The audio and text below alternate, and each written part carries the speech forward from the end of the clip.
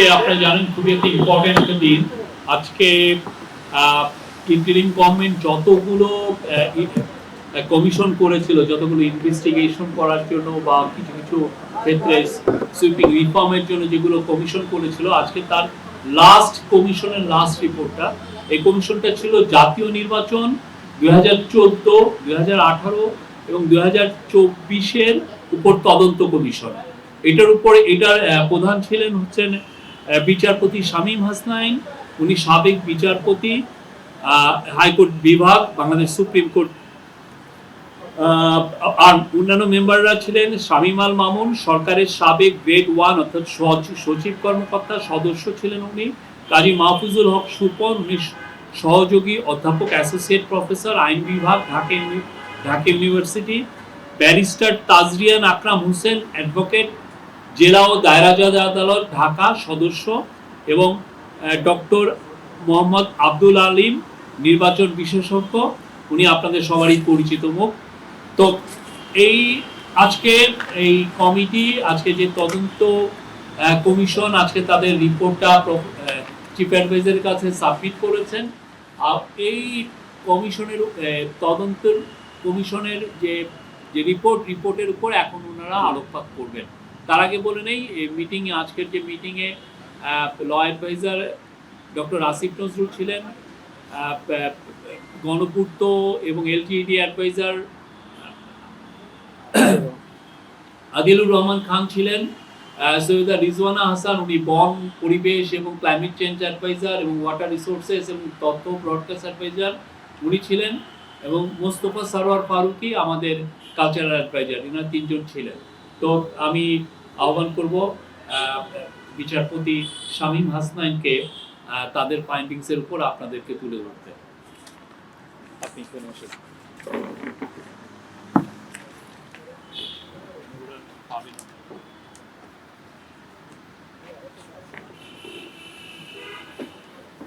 আসসালামু আলাইকুম।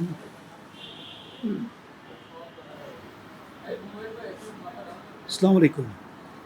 মনে হচ্ছে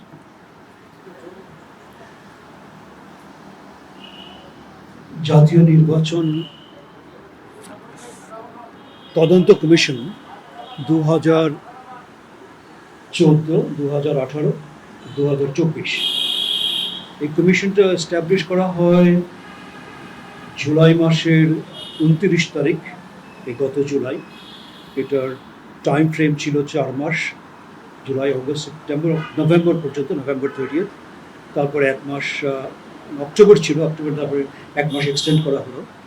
তো টার্মস অফ রেফারেন্স ছিল যে এই 3টা ইলেকশনে অনেক ধরনের ক্রিটিসিজম এসছে, দেশে বিদেশে বাইরে থেকে অনেকে অ্যানালাইজ করেছে এটার সেই লেজিটিমেসিটা ছিল না। আর এটা নিয়ে অনেক ক্রিটিসিজম, অনেক পাবলিকেশনস আছে যেগুলো এই কেউ কেউ বলেছে it was the end of democracy in Bangladesh. এবং এই সমস্ত এলিগেশনসের ব্যাকগ্রাউন্ড রেখে এই কমিশনটা করা হয়। তো আমরা এই ইনভেস্টিগেশন বলেন, it was done under the commissions of public enquiry act 1956, এই আইনের আন্ডারে করা হয়েছে। এবং এই পাবলিক ইনকোয়ারি কমিশন হিসেবে আমাদের দায়িত্ব ছিল কিছু হিয়ারিং করা, রিসার্চ করা, যারা যারা ইনভলভ ছিল তাদেরকে ডেকে তাদেরকে ইন্টারোগেট করা, এবং সার্ভে করা, পাবলিক ওপিনিয়ন পোল নেওয়া। তো আমরা আরেকটা হচ্ছে এক্সিস্টিং লিটারেচার বলতে অনেকগুলো পাবলিকেশনস যেগুলো এসছে, যেগুলো আমরা কভার করতে হয়েছে। প্রথমেই 2014 সালের ইলেকশনটা, এর উপরে আপনার US department of state public statements and country reports আছে অন 2014 পোলস। তারপরে Commonwealth statement and commentary, January 2014 vote, এর উপরে এসছে 2014 ইলেকশনের ব্যাপারে। হিউম্যান রাইটস ওয়াচ রিপোর্ট এসছে democracy in the Crossfire, violence, intimation and electoral abuses around the 2014 vote. তারপরে 2018 সালে এসছে হিউম্যান রাইটস ওয়াচের আসছে creating panic, documented pre election crackdown. তারপরে ট্রান্সপারেন্সি ইন্টারন্যাশনাল, টিআইবি, তাদের একটা পাবলিকেশন আসছে election process tracking post 2018 analysis and EPT data set. আর UK parliament and other government ব্রিফিংগুলো তাদের সেইগুলো পাবলিশড হয়েছে। সেটা ছিল 2018 সালে। আর 2024 সালের European union election expert mission এসেছিল, তাদের ফাইনাল রিপোর্টটা এই সমস্ত কভার করেছে যে কীরকম অনিয়ম হয়েছে, অনেক প্রি ইলেকশন ভায়োলেন্স হয়েছে, ইলেকট্রাল ম্যানিপুলেশন হয়েছে, তারপরে একটা দলকে জেতাবার জন্য কত ধরনের স্ট্র্যাটেজিস ছিল সেইগুলো। তো এইগুলো আমরা এক্সামিন করেছি। তারপরে লোকাল ডোমেস্টিক রিপোর্টস যেগুলো আছে, ইন্টারন্যাশনাল রিপোর্টস, এগুলো আমরা সব কালেক্ট করে আমরা একটা প্রেজেন্টলি আপনার লিটারেচার রিসার্চ করেছি। তারপরে আমাদের একটা আরেকটা স্টেজ ছিল, সেটাতে আমরা নোটিশ দিয়েছি যারা যারা স্টেক হোল্ডার্স ছিল এবং যারা এর মধ্যে যারা পার্টিসিপেট করেছে এই এই ইলেকশন ম্যানিপুলেশনে, যেমন ইলেকশন কমিশনের কিছু কিছু কর্মকর্তাবৃন্দ, তারপরে সেই রিটার্নিং অফিসার, তারপরে পুলিশের যেটা আপনার ওই যারা যারা এসপি লেভেলে বেশিরভাগ যারা এই ডিস্ট্রিক্টে কাজ করেছেন, law enforcing agencies in general, তারপরে আর্মির একটা সেকশন আছে এখানে, আর্মি আর্ম ফোর্সেস বলবো, তারপরে এই ইন্টেলিজেন্স এজেন্সিস, গোয়েন্দা অর্গানাইজেশন যেগুলো আছে, এনএসআই, ডিজিএফআই, স্পেশাল ব্রাঞ্চ, এইগুলো ওনাদেরকে আমরা ডেকে এক অংশ তাদেরকে ডেকে আমরা ইন্টারোগেট করেছি, ইন্টারভিউ করেছি। আমাদের পারপাস ছিল তাদের কাছ থেকে তথ্য নেওয়া, আবার কোনো সময় আবার যাদের সম্বন্ধে এলিগেশনস এসছে আমরা ইন্টারোগেট করে তথ্য বার করার চেষ্টা করেছি, আসলে কি ঘটেছে এটা জানার চেষ্টা করেছি। ঢাকার বাইরে আমাদের দুটো টিম গেছেন, একটা ঢাকা, আরেকটা ঢাকা শহরে তো করাই হয়েছে, চিটাগংয়ে করেছে, যেটা আমাদের এখানে মেম্বার ডক্টর আব্দুল আলিম আর তাজরিয়ান, ব্যারিস্টার তাজরিয়ান, ওনারা গেছেন চিটাগং এন্ড ঢাকা। আর এছাড়া এদিকে আমাদের যে যারা যারা অ্যাভেলেবল ছিল তাদেরকে আমরা রেখেছি। আর আমরা ইয়েতেও গেছি, আমরা ওই ঢাকা সেন্ট্রাল জেলে যারা ওখানে এখন আছেন, অনেকেই যারা এই ব্যাপারে ইনভলভ ছিল তারা এখন ওখানে ইন্টার্ড অবস্থায়, তাদেরকে আমরা ইন্টারোগেট করেছি। কাশিমপুর জেলেও গেছি আমরা, ওখানে আমরা চিফ ইলেকশন কমিশনার, তারপরে আপনার police inspector general of police কয়েক টার্মের, তারপরে ওখানে প্রাক্তন চিফ জাস্টিস, ওনাকে আমরা ইন্টারোগেট বলবো না, ওনার সাথে আমরা আলোচনা করেছি টু গেট ফিডব্যাক, ভেতরে কি হয়েছে একটা ইনসাইট পাওয়ার জন্য। তো আমাদের ফাইন্ডিংসগুলো আমরা এখানে আমাদের রিপোর্টে এসছে, এগুলোর কপি অ্যাকসেট আপনাকে সবাইকে দেওয়া হবে। ইটস হিয়ার উইথ মি, তো সেই জন্য আমি পুরো ডিটেলটা পড়বো না, তবে আমি জেনারেলি আপনাকে একটু যেটা আমাদের findings preliminary in very short briefly আমি বলছি। সেটা হচ্ছে এই 2014, 2018 আর 2024 ইলেকশন, তিনটা ইলেকশন বটে, কিন্তু এটার মাস্টার প্ল্যান কিন্তু একটা। এই মাস্টার প্ল্যানটা হয়েছে 2008 সালের পরে, যখন ফার্স্ট ইলেকশনটা হলো, যখন 2008 সালে আর্মিদের আন্ডারে, ওই সময় কেয়ারটেকার গভর্নমেন্ট ছিল। ওই ইলেকশনের পরে অনেক যে কারণ সেগুলোর মধ্যে যাচ্ছি না, কারণ ওটা আমাদের টার্মস অফ রেফারেন্সে ছিল না, কিন্তু ওখান থেকেই একটা স্ট্র্যাটেজি ছিল যে কেয়ারটেকার গভর্নমেন্টটাকে বাতিল করা। কেয়ারটেকার গভর্নমেন্ট সিস্টেমটা বাতিল করার জন্য 2011, 15th অ্যামেন্ডমেন্টে ওটা বাতিল করা হয়। এবং আপনারা জানেন কারা কারা ছিলেন, আমি স্পেসিফিক্যালি মুহূর্তে সবার নাম বলছি না, রিপোর্টে সব এসছে। এবং ওই সময় কেয়ারটেকার গভর্নমেন্টটা বাতিল করার পিছনে একটা লং টার্ম স্ট্র্যাটেজি ছিল। সেই লং টার্ম স্ট্র্যাটেজি হচ্ছে ইভেনচুয়ালি যে রুলিং পার্টি যতদিন ক্ষমতায় থাকতে পারে, যে কোনো স্ট্র্যাটেজিতে, যে কোনোভাবে, এখন তার জন্য কেয়ারটেকার গভর্নমেন্ট ওয়াজ আ রোড ব্লক, একটা বাধা ছিল। ওই সিস্টেমটা বাতিল করার পরে যে ইলেকশনটা হলো, তখন ইলেকশন কমিশন যেগুলো কমিশনের অ্যাপয়েন্টমেন্টসগুলো, এগুলো একটা নন ট্রান্সপ্যারেন্ট একটা পদ্ধতিতে সবাই এসছে। And many of them, I may say so, রিপোর্টেও এসছে এবং আমাদের ফাইন্ডিংসেও এসছে, দে ওয়ার ফ্র্যাঙ্কলি তারা ল্যাকিজ অফ দ্য গভর্নমেন্ট। বেছে যাদের নিজেদের লোকদেরকে নিয়ে ইলেকশন কমিশনগুলো গঠন করা হয়, এবং ইলেকশন কমিশন যেভাবে ইলেকশনটা কন্ডাক্ট করে, এর পুরোটাই ছিল under the guidance of the bureaucracy, under the civil government. এবং সিভিল গভর্নমেন্ট যে আগে থেকে সেটা একটা কলোনিয়াল সিস্টেমের মতো হয়েছে, কারণ সেই ব্রিটিশ আমলে যে সিভিল গভর্নমেন্ট ছিল তারা ছিল একটা কলোনিকে তারা শাসন করার জন্য একটা বাইরের শক্তি, তারা এসে কলোনিকে ব্রিটিশ ইন্ডিয়া তারা শাসন করছে। পাকিস্তান আমলেও সিভিল সার্ভিস অফ পাকিস্তান ছিল, এখানেও আমাদের এখানে বিসিএস আছে, কিন্তু এখানে অনেক ব্রিলিয়েন্ট অফিসার আছে। ব্রিলিয়েন্ট অফিসারগুলোকে বাইপাস করে কিছু কিছু কিছু ল্যাকিজ যারা যারা প্রো গভর্নমেন্ট এবং তাদেরকে যে কোনোভাবে মোটিভেশন, ফাইন্যান্সিয়াল মোটিভেশন হতে পারে, তারপরে পার্সোনাল সেলফ অ্যাগ্রেন্ডাইজমেন্ট, এই সমস্ত মোটিভেশন দিয়ে এন্টায়ার সিভিল গভর্নমেন্টটা they took over control of the electoral mechanism. এই ইলেকট্রাল মেকানিজমটা কন্ট্রোল করার জন্যে আমাদের যে ব্যুরোক্রেসি, যেটা বাংলা ভাষায় আমলা বলা হয়, একটা গাড়ির মতো শোনা যায় যদিও, বাট ইটস এ ফ্যাক্ট। এনারা ডেপুটি কমিশনার, ডিসিরা ইউজুয়ালি তারা কন্ডাক্ট করতেন ডিস্ট্রিক্ট লেভেল, আর যারা ওই নিচের দিকে তাদেরকে কন্ট্রোল করা হতো through a process of reward system, এবং ইলেকশনটা directly under the returning officer, তার কন্ট্রোলটাই ম্যাক্সিমাম ছিল। আর ইলেকশন কমিশন কাগজে কলমে খুবই পাওয়ারফুল একটা অর্গানাইজেশন, কারণ কনস্টিটিউশনাল অর্গানাইজেশন এটা। কনস্টিটিউশন যেভাবে ক্রিয়েট করেছে, এই ইলেকশন কমিশনের ক্ষমতাটা ইন্ডিয়াতে যেরকম অনেক সম্মান করা হয়, এবং ইন্ডিয়ান ইলেকশন কমিশন ইলেকশনের সময় যদি কোনো কথা বলতে চায় সবাই শোনে। আমাদের এখানে ইলেকশন কমিশনটা এমন হয়ে গেছে, ইট হ্যাজ বিকাম পাপেট, এবং এই পাপেটকে দিয়ে ইলেকশন করানো হতো থ্রু দ্য বিউরোক্রেসি। আমাদের এখানে মেম্বারদের মধ্যে আমাদের একজন প্রাক্তন সচিব আছেন, ওনার ফার্স্ট হ্যান্ড নলেজ আছে, উনি আমাদের সাথে শেয়ার করেছেন, করবেন আপনাদের সাথেও যদি আপনারা শুনতে চান। আর হচ্ছে এই বিউরোক্রেসির রোলটা বড় একটা চ্যাপ্টার আমাদের রিপোর্টে এসছে। একটা আরেকটা হচ্ছে যে এই যে তিনটা ইলেকশন যদিও একটা মাস্টার প্ল্যানের আন্ডারে হয়, তিন রকম ইলেকশন ছিল।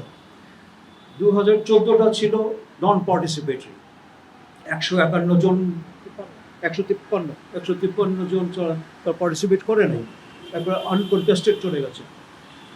আবার ওদিকে 147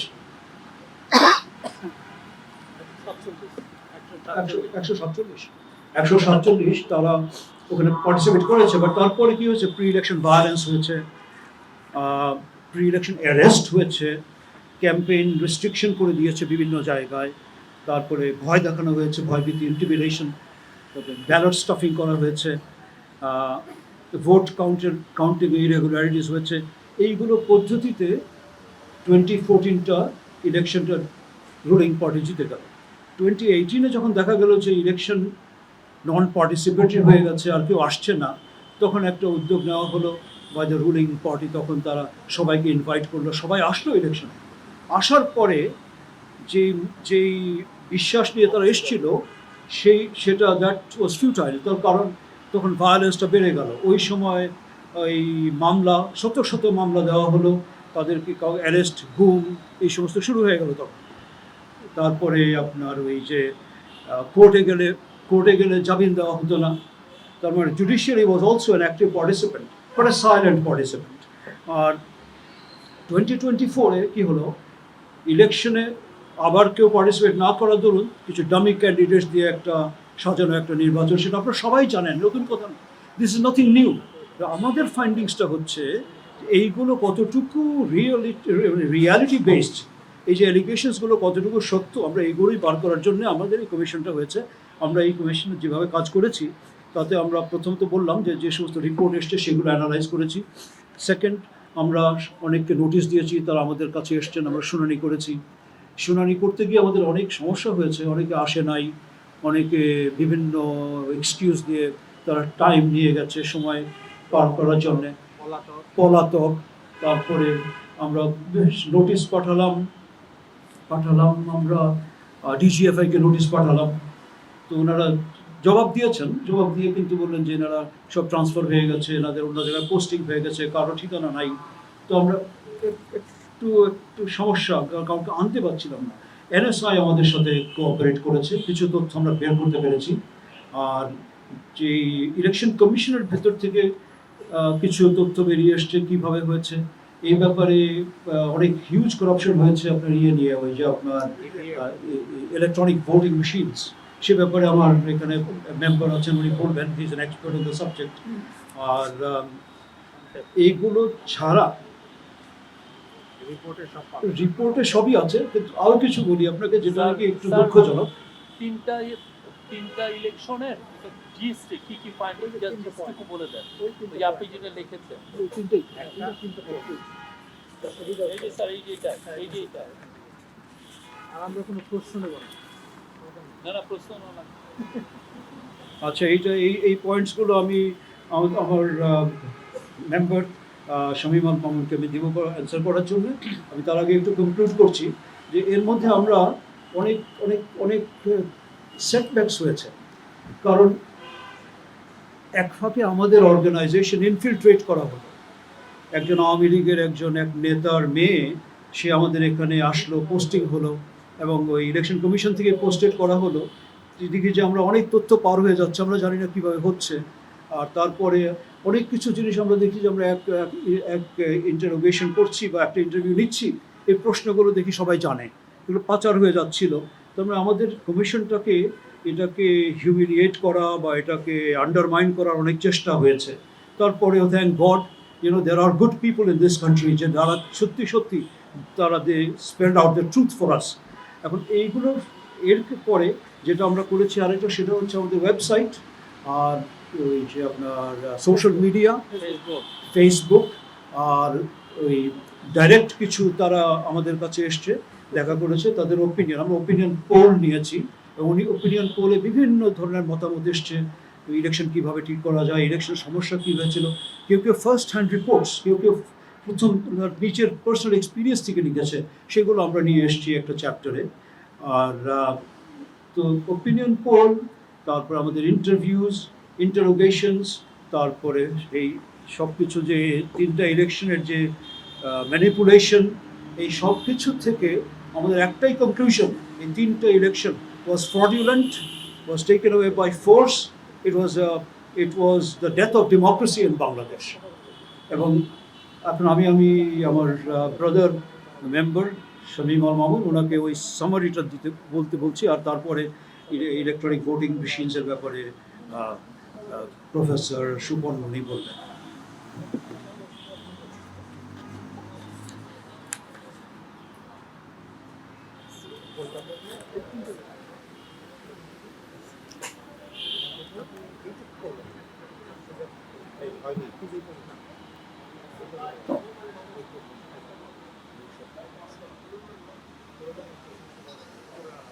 আসসালামু আলাইকুম, থ্যাংক ইউ সবাইকে।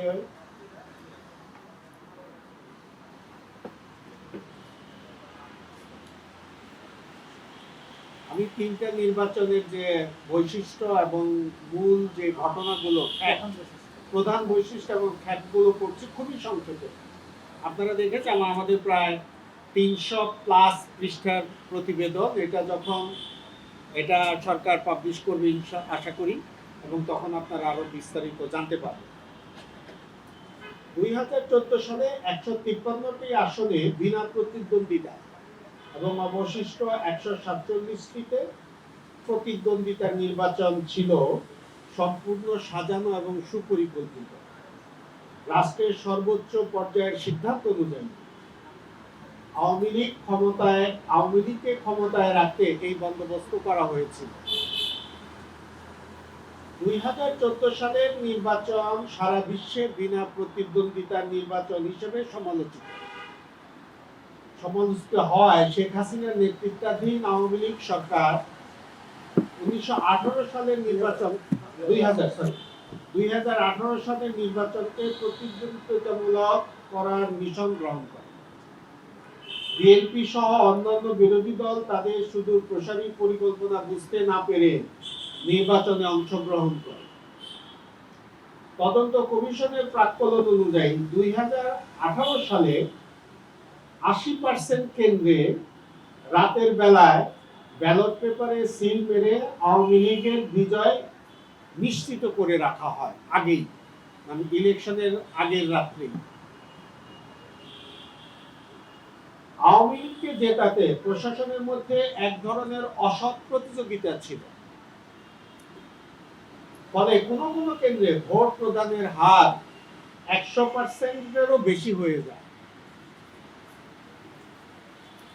2024 সালে বিএনপি সহ বিরোধী দল নির্বাচনে অংশগ্রহণ না করায় এটা দামি প্রার্থী নির্বাচনকে, দামি প্রার্থী দিয়ে আপনারা সবাই জানেন আওয়ামী লীগের ভেতর থেকেই আরেকজন প্রার্থী দাঁড় করিয়ে এটাকে প্রতিদ্বন্দ্বিতামূলক করার একটা কৌশল গ্রহণ করা হয়।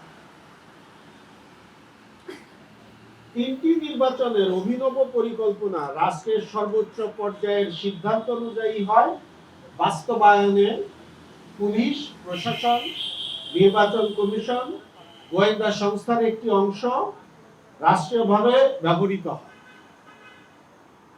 কিছু কর্মকর্তার সমন্বয়ে বিভিন্ন অফিসে সেল গঠন করা হয়, যা বিশেষ সেল গঠন করা হয়, যা বেসিক্যালি নির্বাচন সেল নামে পরিচিত।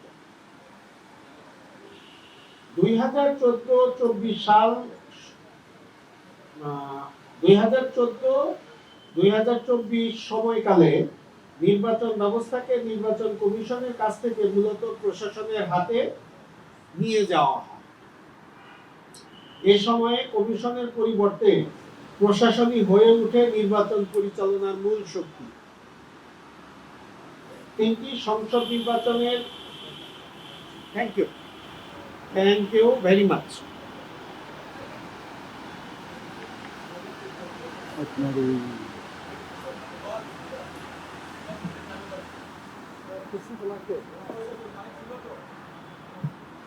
আচ্ছা, আমি এখন মাইক্রোফোনটা দিচ্ছি প্রফেসর সুপন, ঢাকা ইউনিভার্সিটির প্রফেসর, আমাদের এখানকার মেম্বার।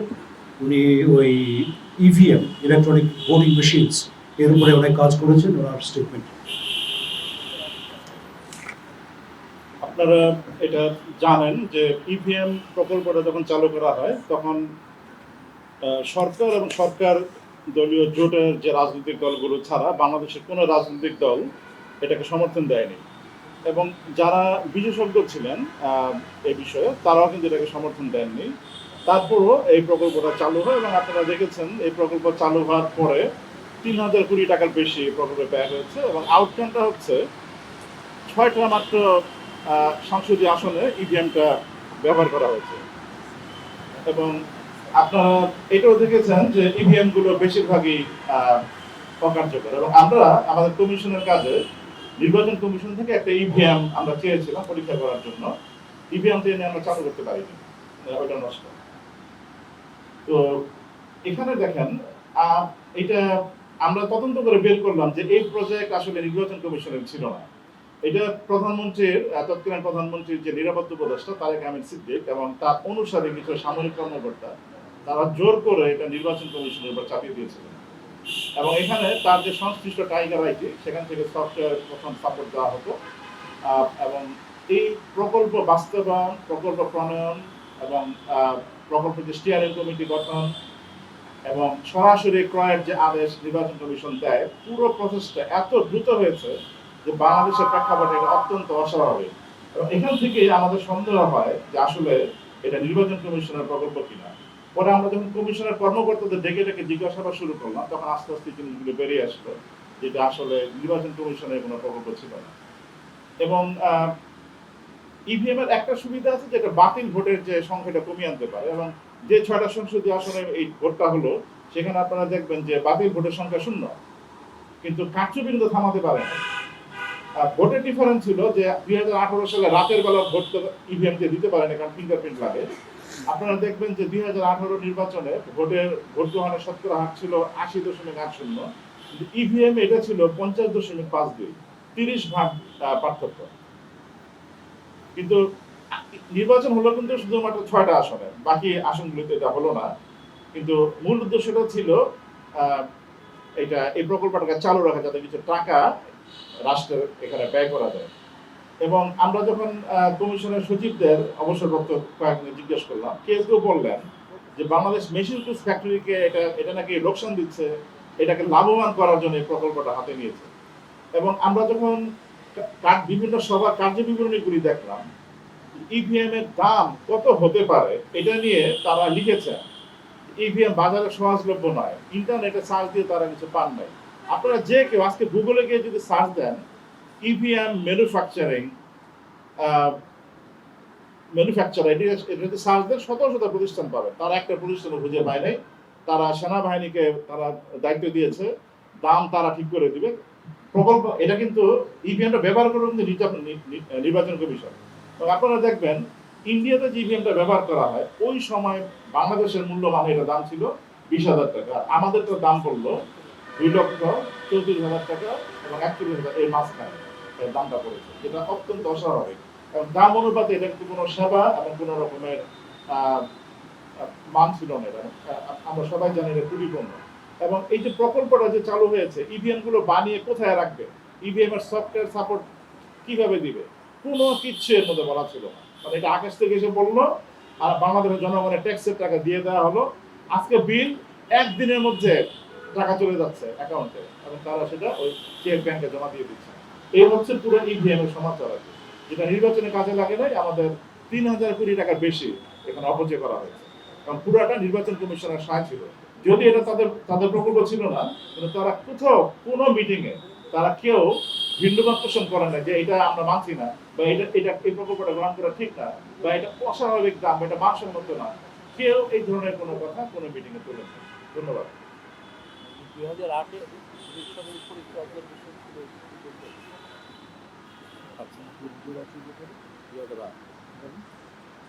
আমাদের এই প্রতিবেদনের একটা সুপারিশ ছিল যে আমাদের যে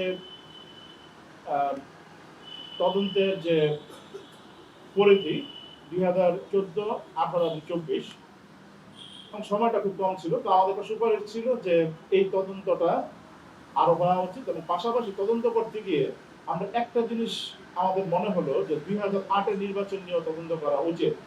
কেন উচিত?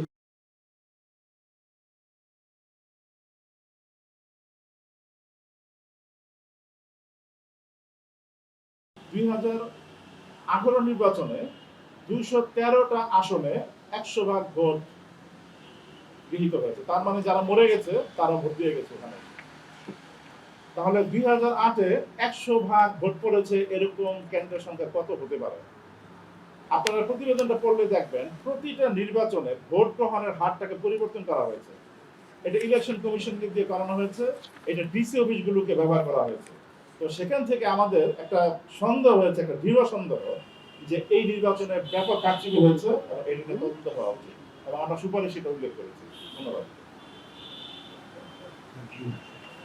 এখন ওই ডক্টর আব্দুল আলিম, উনি আমাদের মেম্বার, উনি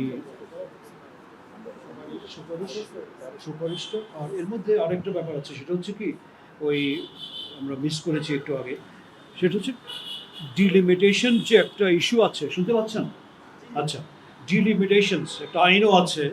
ডিলিমিটেশন একটা কনস্টিটুয়েন্সিকে ছোট করা, বড় করা, এটা এটা কোনো একটা ক্যান্ডিডেট যদি দেখে যে এইভাবে জিততে পারবো না, একটু পোর্শন কেটে আরেকটা কনস্টিটুয়েন্সি দিয়ে দিলে তার এখানে একটা ইলেকশনে সে একটা ভিক্টরি পেতে পারে, অথবা হয়তো এখানে সে উইক আছে, আরেকটা কনস্টিটুয়েন্সির একটা অংশ নিয়ে, ওটাকে ডিলিমিটেশনটা আইনও আছে ওটার, আমেরিকাতে বলে জেরিম্যান্ডারিং। তো সেই বাংলাদেশে এটা কিন্তু হয়েছে, কয়েকবার হয়েছে, এবং এটা নর্মালি সেন্সাস রিপোর্টের উপরে নির্ভর করে, কারণ সেন্সাস পপুলেশন তো বেড়ে যাচ্ছে, কিন্তু সেন্সাস রিপোর্টে থাকা সত্ত্বেও পপুলেশন বেড়েছে, তবুও ডিলিমিটেশন করা হয় নাই। সেটা একটু প্যাসিভ ডিলিমিটেশন, মানে আমরা এই ডিলিমিটেশনটা যেখানে প্রয়োজন সেখানে করা হচ্ছে না, আবার যেখানে প্রয়োজন নাই কাউকে কোনো একটা ক্যান্ডিডেটকে বেনিফিট দেওয়ার জন্যে সেখানে ডিলিমিটেশন করে কনস্টিটুয়েন্সিকে বাড়ানো হয়েছে। তো এরকম বেশ অনেকবার হয়েছে। এই ব্যাপারে আমাদের তাজরিয়ান, ব্যারিস্টার তাজরিয়ান কিছু কাজ করেছে, তাকে সামান্য শর্ট, খুব ব্রিফলি একটু বলতে বলবো।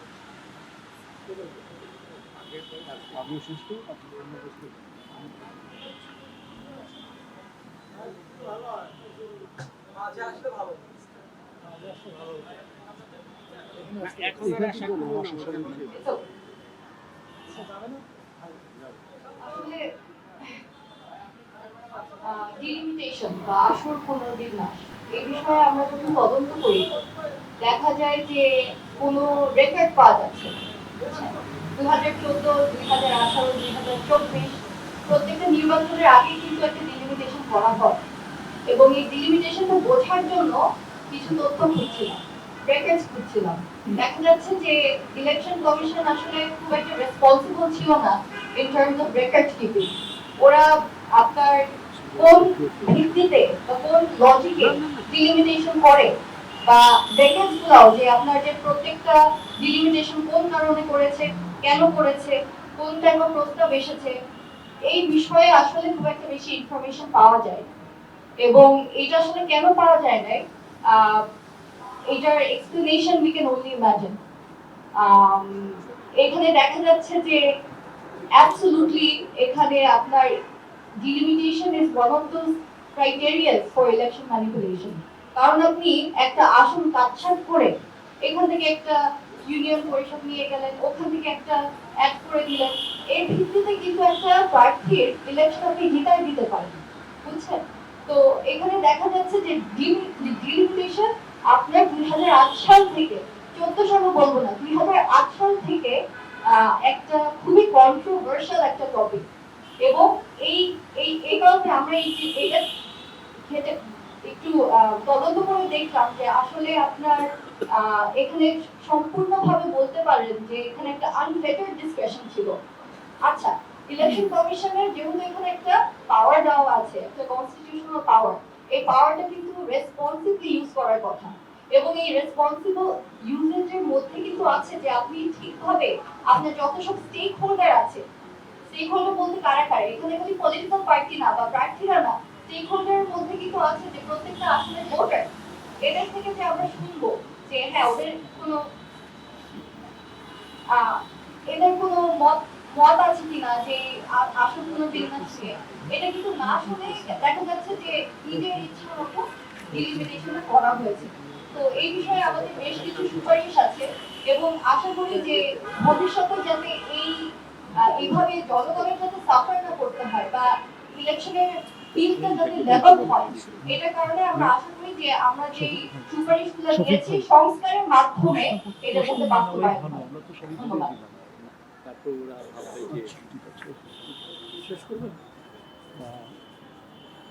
আমাদের কিছু ফাইন্ডিংস যেগুলো আছে এখানে, রেকমেন্ডেশনস আছে, তার একটা শর্ট ফর্মে সামারি অফ রেকমেন্ডেশনস, এটা ডক্টর আলিম আপনাদেরকে প্রফেশনাল। ধন্যবাদ সবাইকে। আমরা মোট 40টি সুপারিশ দিয়েছি সব মিলিয়ে। আমাদের যে ফাইন্ডিংস তার উপর বেস করে আমরা সব মিলিয়ে 40টি সুপারিশ বিভিন্নভাবে ভাগ করা আছে। শুরু হয়েছে নির্বাচন কমিশন নিয়োগ দিয়ে, অর্থাৎ এখান থেকে কাজটা শুরু করতে হবে। তারপর আমরা নির্বাচন কমিশনকে দায়বদ্ধ করার একটা প্রস্তাব করেছি। সীমা নির্ধারণ নিয়ে নির্বাচন ব্যবস্থা সংস্কার কমিশনের সঙ্গে একটু মিলিয়ে আমরা একটা স্বাধীন সীমা নির্ধারণ কর্তৃপক্ষের কথা বলেছি। তারপরে আমাদের যে পলিটিক্যাল নিবন্ধন, এটার মধ্যে স্বচ্ছতা আনার জন্য আমরা কিছু সুপারিশ করেছি। তারপরে আপনার গোয়েন্দা সংস্থার যে ভূমিকা, তাদের কার্যক্রমটাকে আমরা আরো সীমাবদ্ধ করতে বলেছি। তারপরে ইলেকশন কমিশনের যে নিয়োগগুলো হয়, পেশা নিয়োগগুলো হয়, সেই পেশা নিয়োগ বন্ধ করার প্রস্তাব করেছি। নির্বাচন পর্যবেক্ষণে যে সরকারি তহবিল ব্যয় করা হয় সেটা বন্ধ করার কথা বলেছি আমরা, এবং যাতে করে ভুয়া পর্যবেক্ষক নিয়োগ না হয় তার প্রস্তাব দিয়েছি। গণমাধ্যম নীতিমালা অর্থাৎ আপনাদের এক্সেস, সেটাকে আমরা আরো উন্মুক্ত করার কথা বলেছি। ইলেকট্রাল ইনকোয়ারি কমিটিগুলোকে আরো শক্তিশালী করার কথা বলেছি। তারপরে যেটা আমাদের চেয়ারম্যান সাহেব বলেছেন, আমরা আরো ভবিষ্যতের জন্য আরো বেশি করে তদন্ত করার প্রস্তাব করেছি, যেটা এই আপনাদের কাছে শেয়ার করা হয়, আমাদের বিস্তারিত বলা আছে। ধন্যবাদ সবাইকে।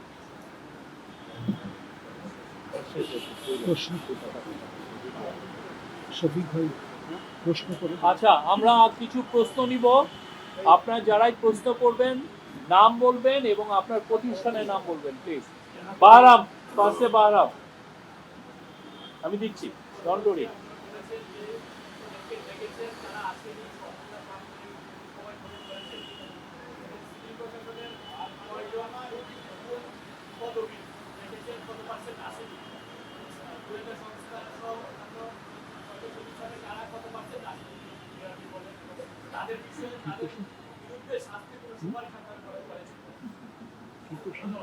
কারা আসে নাই, কত পার্সেন্ট আসে নাই মানে আমরা যাদেরকে দেখেছি।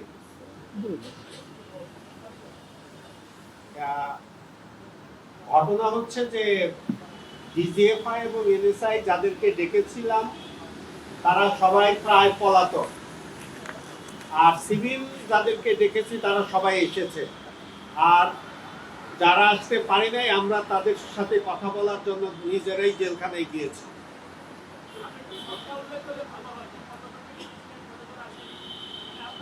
রিপোর্টে সব পাবেন, রিপোর্টে সব পাবেন। আচ্ছা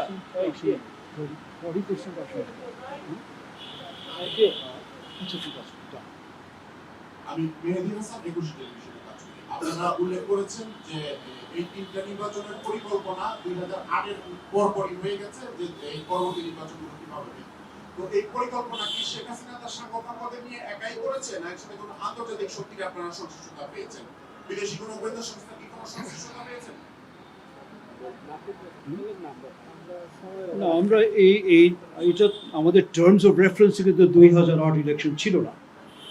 টার্মস অফ রেফারেন্সে ছিল 2014, 2018 আর 2024।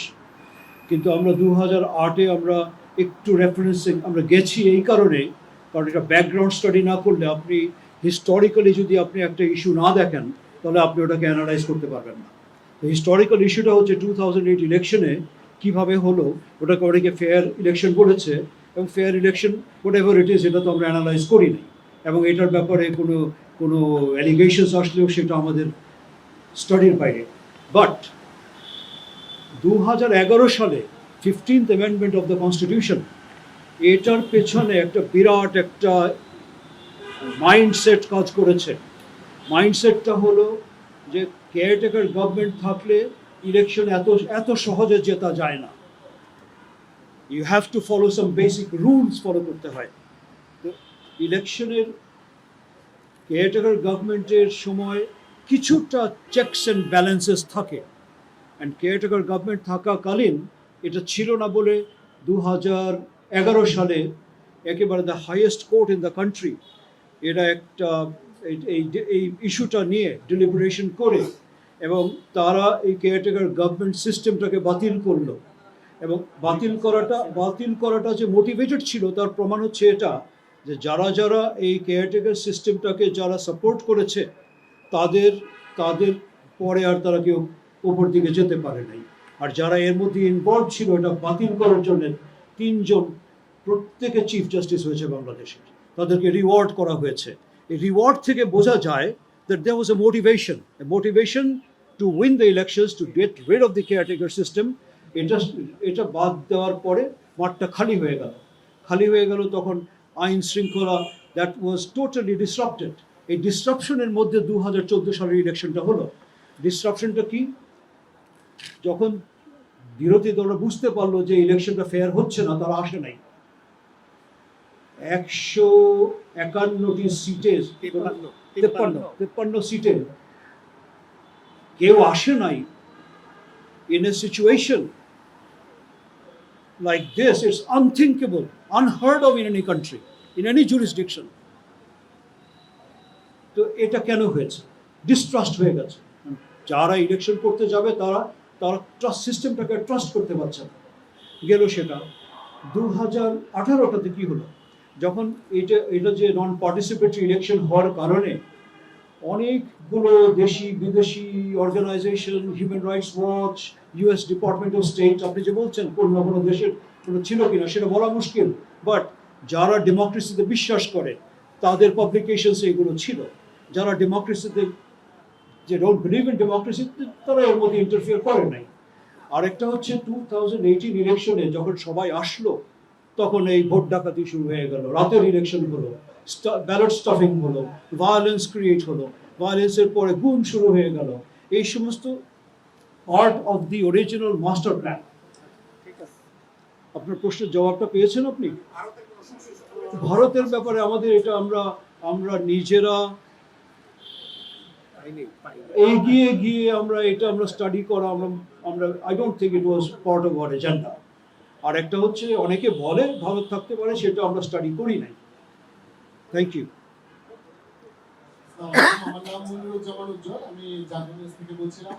আপনি বলেছেন যে 2008 সালের পরে ইলেকশনের পরিকল্পনা করা হয়েছিল, একটা বড় খবর, আপনি যেমনটা মাস্টার প্ল্যান করেছেন, মহাপরিকল্পনা ছিল, আপনি কি শুধু যে তত্ত্বাবধায়ক সরকার বাতিল করা হয়েছে এটার উপর ভিত্তি করে এই কথাটা বলছেন, নাকি কারো মুখ থেকে আপনারা যাদের সঙ্গে কথা বলেছেন এমন কারো মুখ থেকে কি এই শব্দগুলো শুনেছেন যে 8 সালে এই মহাপরিকল্পনা করা হয়েছিল? প্রশ্ন নাম্বার 1। একটা হচ্ছে আপনারা 40টি সুপারিশ করেছেন, এই 40টি সুপারিশের বর্তমান যে নির্বাচন কমিশন কাজ করছে তাদের ব্যাপারে আপনাদের কোনো অবজারভেশন আছে কিনা, ভবিষ্যতে আবার তাদের ব্যাপারে আমরা অন্যরকম কোনো কথা শুনতে পাবো কিনা? Thank you. কেয়ারটেকার গভর্নমেন্ট সিস্টেমটা যখন এটা অ্যাবলিশ করা হলো, এটা একটা মাত্র এভিডেন্স। আরও এভিডেন্স আপনার ইলেকট্রাল ভায়োলেন্স, তারপরে ব্যালট স্টাফিং, তারপরে এই যে গুম, এই গুমের কালচারটা আগে ছিল না। এটা শুরুই হলো ইলেকশন জেতার জন্য, এবং ইলেকশন কেন্দ্র করে এটা বিরাট একটা পাওয়ার একটা কায়দা, যে একটা এন্টায়ার দেশকে হাইজ্যাক করে নেওয়া, এটাই তো স্ট্র্যাটেজি ছিল, আলটিমেট স্ট্র্যাটেজি। অনেকে বলতে হয়তো দ্বিধাবোধ করবে, কিন্তু আমাদের স্টাডিতে এটা এসছে। এবং শুধু caretaker government only one is to, এরকম অনেক ইস্যুজ এসছে যেগুলো আমরা শুধু আমাদের স্টেটমেন্ট না, এগুলো আমাদের ফাইন্ডিংস। আমরা এগুলো বিদেশি তাদের রিপোর্টস থেকে পেয়েছি। তারপরে আমাদের law and order system, use of the law enforcement agencies, গোয়েন্দা বাহিনী, যা তাদের গোয়েন্দা সংস্থাগুলোর যে রোল, এবং সবচেয়ে বড় জিনিস হচ্ছে এই রিওয়ার্ড সিস্টেম। এই যে অনেক অফিসার্স যারা বিউরোক্রেসিতে ছিল, অনেকে সিনিয়র মোস্ট অফিসার্স, তারা ডেপুটি সেক্রেটারি হয়ে রিটায়ার করেছেন। তারা সেক্রেটারি হতে পারে, সেক্রেটারি কেন, জয়েন্ট সেক্রেটারি হতে পারেন নাই কেন? Because they oppose the system. Oppose না করলেও দে আর নট ট্রাস্টওয়ার্দি। এই যে লার্জ স্কেল যে আপনার ডেপ্রিভেশন অফ প্রমোশন, আবার রিওয়ার্ড সিস্টেম, এই যে বললাম কিছুক্ষণ আগে যে 3 জন তারা চিফ জাস্টিস হয়েছেন, এবং এরকম অনেকে সেক্রেটারি হয়েছে, বিদেশি পোস্টিং পেয়েছে, অ্যাম্বাসেডর হয়েছে, অনেক কিছু রিওয়ার্ড সিস্টেম থেকে বেরিয়ে আসে মাস্টার প্ল্যানটা। আচ্ছা, আর আপনি যেটা বললেন যে এই সামনের ইলেকশনের যেটা, সেটা আমাদের এজেন্ডাতে নাই। এবং 3টা নির্বাচন, আচ্ছা। শেখ হাসিনা থাকলে সব নির্বাচন এরকম হতো, এটা 5 আগস্ট না হইলো। এটা আমার ব্রাদার একটু কিছু অ্যাড করতে চাচ্ছে, ওনার কাছে শোনেন। সেটা হচ্ছে 3টা নির্বাচন তো আমরা এনকোয়ারি করেছি, যদি 3টা না 5 আগস্ট যদি না হতো, তাহলে বাংলাদেশে যত নির্বাচনই হতো পার্টি ইন পাওয়ার তাদেরকে ক্ষমতায় রেখে বাংলাদেশের যে প্রশাসনিক কাঠামো, যে ইলেকটোরাল সিস্টেম, গোয়েন্দা সংস্থাকে যেভাবে সাজানো হয়েছিল, তাতে বাংলাদেশে কখনোই কোনো দলের পক্ষে, মানে যারা ক্ষমতায় ছিল তারা ছাড়া নির্বাচনে জেতা সম্ভব ছিল না। কারণ ভোটে সবই ছিল, শুধু ভোটাররা ছিল না। মোস্তফা মল্লিক, এটা this is the last question please. আমার নাম হচ্ছে মোস্তফা মল্লিক, আমি চ্যানেলে কাজ করি। আমার খুব ছোট 3টা বা 2টা প্রশ্ন।